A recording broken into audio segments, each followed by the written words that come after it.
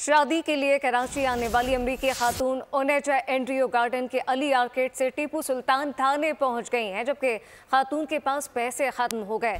Hotel वालों ने रखने से इनकार कर दिया है। पुलिस एहलकारों को अंग्रेजी समझ न आने के बायस बात समझना मुश्किल हो गया। शहरियों की बड़ी तादाद थाने पहुंच गई है। इस मुतालिक मजीद क्या तफसीलात हैं, मोहम्मद काशान से जानते हैं। काशान, बताइएगा। हाँ जी बिल्कुल, देखें, शादी के लिए कराची आने वाली अमेरिकी खातून ओनेजा जो है वो गार्डन के इलाके अली आर्केड से टीपू सुल्तान थाने पहुंच गई है।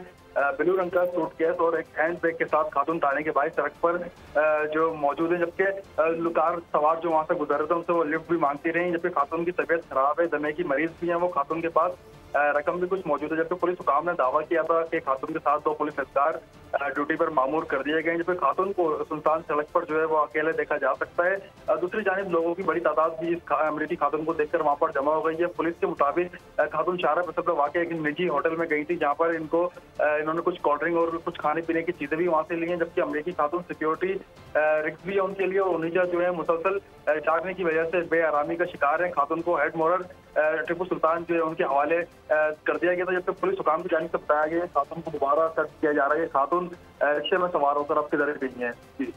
मोहम्मद काशान अपडेट कर रहे थे, आपका शुक्रिया।